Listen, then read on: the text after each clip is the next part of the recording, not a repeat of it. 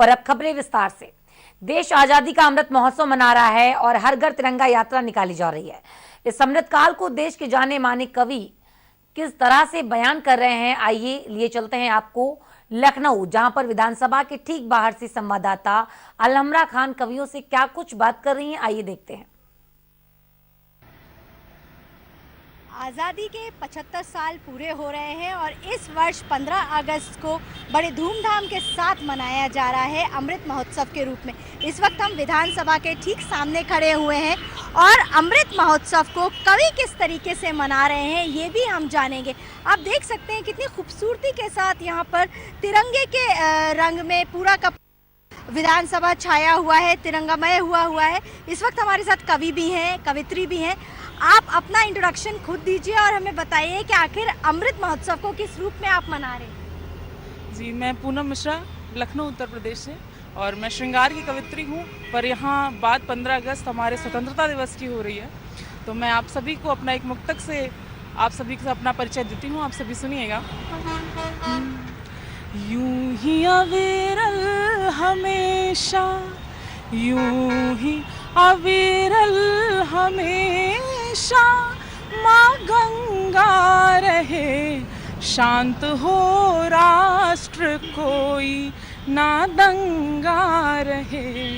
यूं ही अविरल हमेशा, यूं ही अविरल हमेशा, माँ गंगा रहे, शांत हो राष्ट्र कोई ना दंगा रहे।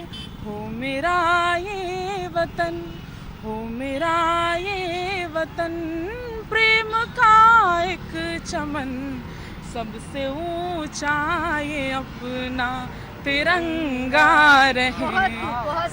आप ये बताइए क्या नाम है आपका और अमृत महोत्सव को किस रूप में आप मना रहे हैं? हर घर तिरंगा होगा? बिल्कुल बिल्कुल, हर घर तिरंगा होगा। मेरा नाम है प्रियांशु वात्सल्य, मैं सुल्तानपुर की धरती से आता हूँ। मैं एक मुक्तक पढ़ के सुनाता हूँ। देखिए क्या है कि आजकल का जो दौर है वो इश्क का दौर है, पर इस दौर में हमको किससे इश्क करना चाहिए। मैं 4 पंक्तियाँ पढ़ता हूँ, सुनिएगा। कि अगर चाहे भी इतना तो वो फाजिल बन नहीं सकती, अगर चाहे भी इतना तो वो फाजिल बन नहीं सकती, बनाए खुद को कितना भी वो काबिल बन नहीं सकती। हजारों लोग इसकी चाहतों पे मरते मिटते हैं, कोई लड़की तिरंगे के मुकाबिल बन नहीं सकती। बहुत जी बताइए, आपके इस बार तो हर घर तिरंगा होगा।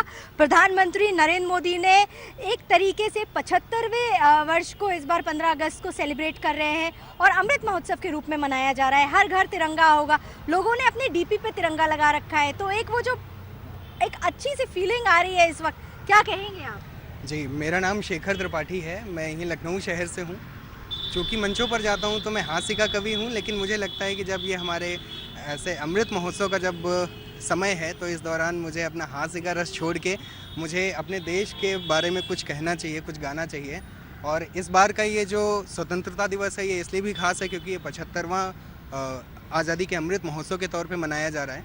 मैं अपना एक छंद रखता हूँ कि कंठ में छुपा ली कहीं जुबां से निकाली नहीं, सभी के समक्ष वो कहानी बोल जाऊँगा। कंठ में छुपा ली कहीं जुबां से निकाली नहीं, सभी के समक्ष वो कहानी बोल जाऊंगा। भाषाओं की जादूगरी मुझ में रखी है भरी, अनुमति मिले तो मनमानी बोल जाऊंगा।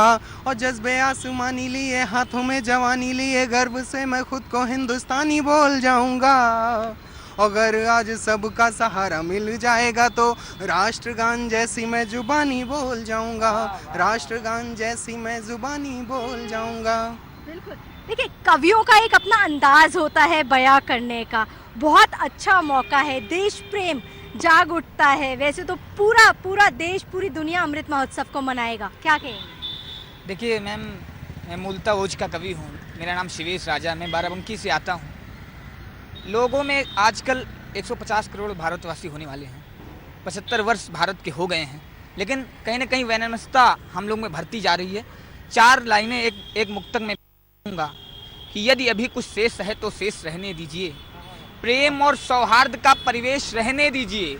साल 75 हो गए हैं, दागी चूनर अब भी मेरी, साल 75 हो गए हैं, दागी चूनर अब भी मेरी, बस सोने की चिड़िया के जैसा देश रहने दीजिए, बस सोने की चिड़िया के जैसा देश रहने दीजिए। बहुत खूब। देखिए, कहीं ना कहीं जब हर घर तिरंगा फहराया जाएगा वो बड़ा खूबसूरत लगेगा। लोगों ने अपनी डीपी तिरंगे के रूप में लगा रखी है। तो प्रधानमंत्री नरेंद्र मोदी ने जो आह्वान किया है पूरे देश भर से, यानी कि जो विपक्ष है वो भी एकजुट हो गया है, वो भी इसके पक्ष में आ गया है कि हर घर तिरंगा होना चाहिए। आज़ादी के 75 वर्ष पूरे हो रहे हैं। एक बहुत ही खूबसूरत सौभाग्य प्राप्त है हम सभी लोगों को कि हम इस देश के वासी हैं।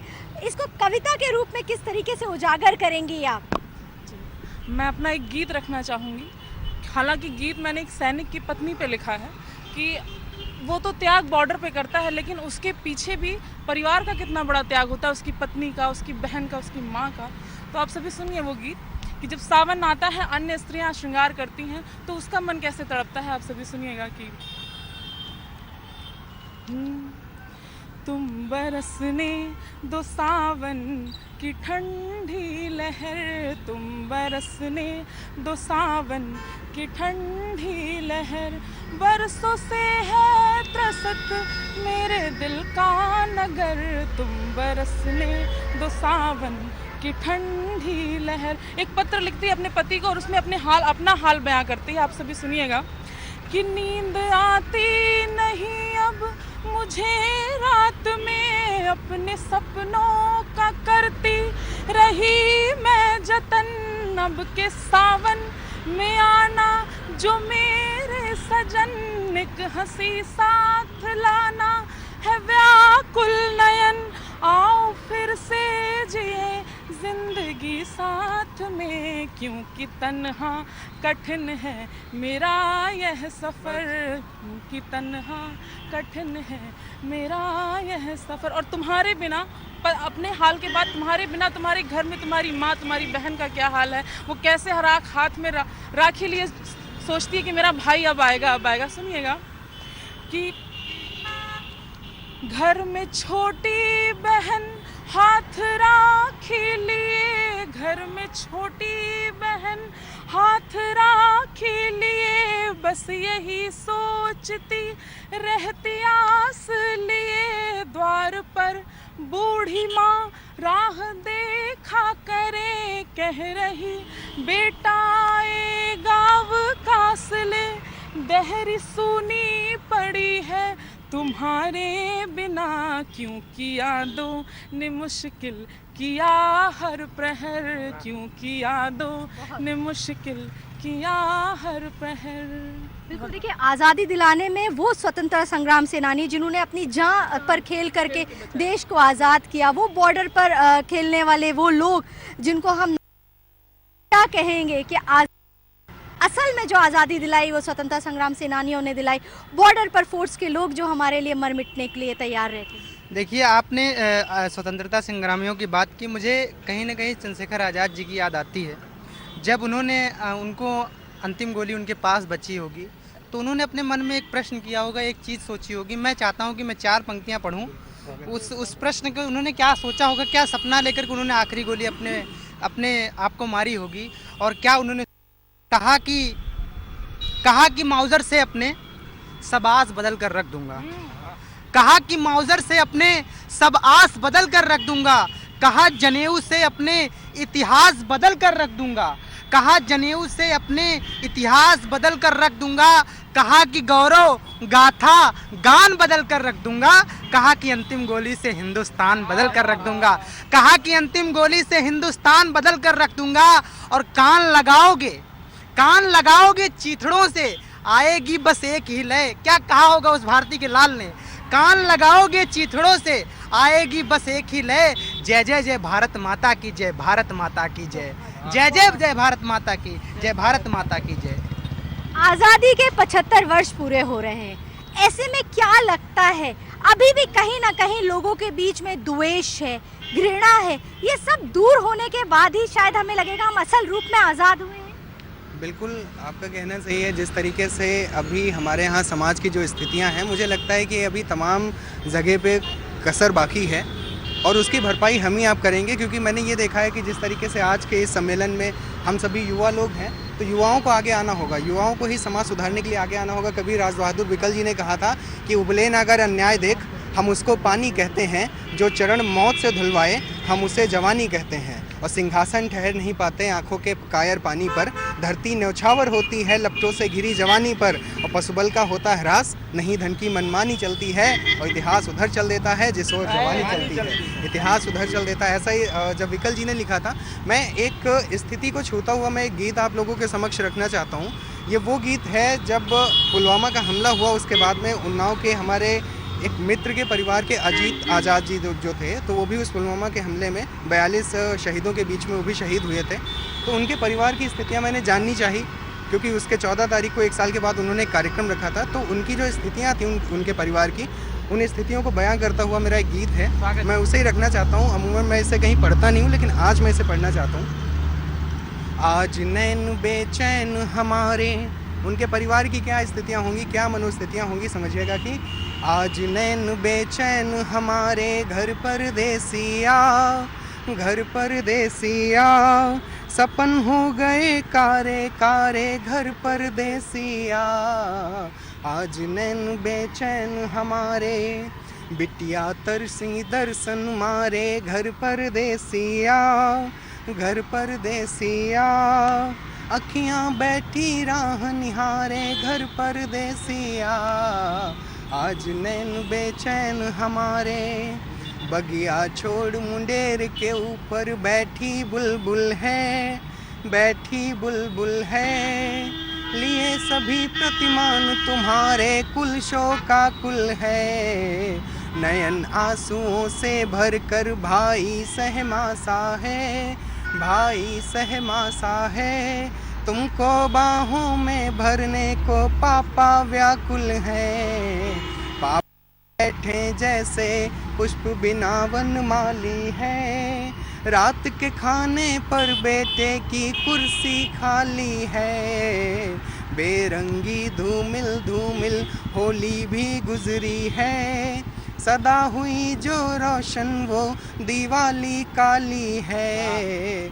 छुप कर खो कर मिलकर फिर, अभी हमारी बहन पूनम जी ने अभी एक प्रसंग रखा कि शहीद की पत्नी के क्या हालात होते होंगे जब उनके पति नहीं होते हैं। यहाँ पर तो मैं उस विषय को छू रहा हूँ जहाँ पर जो शहीद है उनके आने की कोई भी आगे की कोई गुंजाइश ही नहीं है, उसके बाद में पत्नी के क्या हालात होंगे। छुप कर खो कर मिलकर फिर खुद पर इठलाना था, प्यारी प्यारी बातों से रूठना मनाना था। मेरी सांसों की धड़कन की, मेरी सांसों की धड़कन की एक तमन्ना थी, घर से जाते जाते तुमको गले लगाना था। अंगनाई में कभी कभी तुम अब भी आते हो, अब भी आते हो, बीवी के साजन कहने पर तुम शर्माते हो। दुनिया की नज़रों से दूर हुए हो तुम, लेकिन बेटी को स्कूल छोड़ने तुम ले जाते हो। आज नैन बेचैन हमारे घर परदेसिया, बिटिया बैठी राह निहारे घर परदेसिया। अखियाँ तरसी दर्शन मारे घर परदेसिया, सपन हो गए कारे कारे घर परदेसिया। तुमको हारा तो जग हारे घर परदेसिया, घर परदेसिया। पापा बैठे थके बेचारे घर परदेसिया, रूठे हो क्यों सांझ सकारे घर परदेसिया। माँ बैठी खामोश पुकारे घर परदेसिया, घर परदेसिया परदेसी घर परदेसिया, घर परदेसिया परदेसी घर परदेसिया। और अंत में वंदे वंदे वंदे मातरम, वंदे मातरम, वंदे वंदे वंदे मातरम, वंदे मातरम, वंदे वंदे वंदे वंदे वंदे मातरम। आप ये बताइए कि इतनी बढ़िया तरीके से आपने व्याख्या की है कि किस तरीके से घर के परिवार के लोग वेट करते हैं, इंतज़ार करते हैं उन लोगों का जो बॉर्डर पर अपनी जान पे खेल करके हमारे देश की रक्षा करते हैं। देखिए मैम, स्थितियाँ बहुत विपरीत होती हैं। जैसे हम लोग यहाँ सोचते हैं वैसा वहाँ नहीं होता है। जहाँ साइंस भी फेल हो जाता है, वो कहता है कि -50 डिग्री में हम लोग सांस नहीं ले सकते, सांसें जम जाती हैं। उन स्थितियों में भी हमारे देश के जवान वहाँ पे खड़े होकर के यदि हमारी रक्षा करते हैं तो उनके लिए कुछ न कुछ ऐसी भावनाएं निश्चित ही उत्पन्न होना स्वाभाविक सी हैं कि मंद मंद मुस्काए वीरता के रण में थे, सारी गोलियों को सीने में ही धारते गए। मंद मंद मुस्काए वीरता के रण में थे, सारी गोलियों को सीने में ही धारते गए। हार नहीं मानी पर सांस ने ना साथ दिया, हार नहीं मानी पर सांस ने ना साथ दिया, किंतु सिंह भांति शत्रु छाती फाड़ते गए। अरे ख्वाब पाले शत्रुओं ने दिल्ली में जो चाय के थे, दम्भ उनके वो पल में ही झाड़ते गए। 1 गोली 2 गोली 4 कुछ ना कर पाई, इंच इंच रण में तिरंगा गाड़ते गए, इंच इंच रण में तिरंगा गाड़ते गए। राष्ट्र के हैं पहरी, राष्ट्र के हैं पहरी और कान माता भारती के, युद्ध में हमेशा ही रवानी लिख डाली है। मौत के समक्ष खुद का अड़ाया वक्ष और हिंद के लिए ही जिंदगानी लिख डाली है। अरे तोड़ते रहे पैमाने वीरता के रोज, तोड़ते रहे पैमाने वीरता के रोज, कारगिल तक अपनी जवानी लिख डाली है। पाक वाले दम्भ को परास्त करके उन्होंने आसमां पे अपनी कहानी लिख डाली है, आसमां में अपनी कहानी लिख डाली। शहीदों की चिताओं पर लगेंगे हर बरस मेले, वतन पर मरने वालों का बाकी यही निशान होगा। बहुत खूब। देखिए कितनी खूबसूरती के साथ कवि देश प्रेम की भावना को यहाँ पर दिखाता है। देखिए जिस तरीके से पूरे देश भर में अमृत महोत्सव मनाया जा रहा है, विदेशों में भी अमृत महोत्सव की धूम है। बोस्टन तक में झंडा फहराया जाएगा, यानी कि जो भारतवासी वहाँ पर हैं वहाँ पर भी लोग तिरंगा लहराएंगे अपने अपने घरों पे। छोटे छोटे जो बच्चे हैं वो अपने घरों में तिरंगा को पेंट कर रहे हैं। और ये जो एक देशभक्ति की भावना है, यानी कि प्रधानमंत्री नरेंद्र मोदी ने जिस तरीके से इस महोत्सव यानी कि अमृत महोत्सव के रूप में एक बहुत बड़ा मैसेज देने की कोशिश करी है कि छोटे छोटे जो बच्चे हैं उनमें भी देश प्रेम की भावना जाग रही है। आपको क्या लगता है, जिस तरीके से 75 वर्ष पूरे होंगे ऐसे में अमृत महोत्सव के रूप में मनाया जा रहा है, घर में बच्चे तिरंगा पेंट कर रहे हैं, हर घर में तिरंगा होगा, एक बहुत ही खूबसूरत दृश्य होगा। जहाँ तक हम अगर अपने पुराणों की भी बात माने तो पुराणों में कहा जाता है कि हमें अपने बच्चों को संस्कार इसलिए सिखाना चाहिए ताकि उनकी आगे की पीढ़ियाँ एक संस्कारवान हो जाएं। तो ठीक उसी तरीके से तिरंगा फहराने की, जब भी हमारा कोई घर का मुखिया होता है या हमारे पिताजी होते हैं, अगर वो हमसे किसी बात के पालन करने के लिए कहते हैं तो जाहिर सी बात है उसमें कोई ना कोई मैसेज छुपा होता है। ठीक उसी तरह से हमारे देश के जो मुखिया हैं, प्रधानमंत्री मोदी जी ने जो कहा है कि आप लोग घर घर तिरंगा फहराइए, यहाँ तक कि आप लोग अपने अपने सोशल मीडिया अकाउंट्स पर भी आप डीपी के तौर पर भी तिरंगे को स्थान दें, तो इसके पीछे ज़रूर कोई ना कोई अच्छा ही मैसेज होगा। ये सब मान के ही हम लोगों को अपने बच्चों को भी सिखाना चाहिए कि आने वाले समय में हो सकता है कि ये हर साल के लिए, हर स्वतंत्रता दिवस, हर गणतंत्र दिवस के लिए एक मैसेज की तरह जाने लगे। हर बार हम लोग ऐसे ही करें तो ये जो भी है ये बेहतर है। आप सब कवि हैं, आपकी कविता का जो रस है वो वाकई में देशभक्ति के रस में डूबा हुआ है इस वक्त। तो एक साथ कुछ ऐसा हो जाए, देश प्रेम की भावना जागी हुई है, पूरा का पूरा देश इस वक्त देश प्रेम में लगा हुआ है। जी बिल्कुल मैम, और मैं आपके चैनल के माध्यम से एक ही मैसेज देना चाहूँगी लोगों को। मेरी एक दीदी हैं, देश की सबसे बड़ी कवित्री, उनकी 2 पंक्तियाँ मैं सुनाती हूँ आपके चैनल के माध्यम से। अंकिता सिंह दीदी की 2 पंक्तियाँ हैं कि सुबोल बोल बोलिए विनम्रता बनी रहे, सुबोल बोल बोलिए विनम्रता बनी रहे, स्वरूप हो भले पृथक अखंडता बनी रहे, स्वतंत्रता निमित्त रक्त नीर बन बहातः, स्वतंत्रता निमित्त रक्त नीर बन बहातः, प्रबुद्ध सा विचारिए प्रबुद्धता बनी रहे, सुबोल बोल बोलिए विनम्रता बनी रहे, स्वरूप हो भले पृथक अखंडता बनी रहे। बहुत खूब। क्या कहना चाहेंगे, चंद पंक्तियाँ आपके मुख से भी हो जाए। बिल्कुल। हम देखिए, जैसे मैं मूलतः वीर रस का कवि हूँ, वीर रस मेरे स्वभाव में ही उत्पन्न रहता है। मैं कुछ लाइनें पढ़ना चाहूँगा कि इतिहास में बहुत सारी चीज़ें वर्णित हैं, हमें प्रेम भी करना चाहिए, लेकिन कुछ क्षणों के लिए हमें अपने देश के लिए जो बलिदान करना चाहिए तो शायद हमें भूलना नहीं चाहिए कि किन्होंने किन लोगों ने बलिदान किया और किन परिस्थितियों में किया। 4 लाइनें पढ़ता हूँ कि जिनके आगे नतमस्तक होकर काल स्वयं झुक जाता है, जिनके आगे नतमस्तक होकर काल स्वयं झुक जाता है, जिनके ओजस को देख मेघ गर्जन कुछ क्षण रुक जाता है, जिनके माथे के लाल तिलक से सूरज भी आभा लेता है, शत्रु यदि आंख दिखाए तो उनमें पीतल भर देता है, उनकी आंखों का नीर हमें लावा जैसा होता है, भारत का बच्चा बच्चा खेतों में केवल बंदूकें बोता है, वटी पर ना दाग लगे जो खोल के आंखें सोता है, वसुधा को खून से लाल करे इतिहास उन्हीं का होता है, वसुधा को खून से लाल करे। बहुत बढ़िया, बहुत बढ़िया।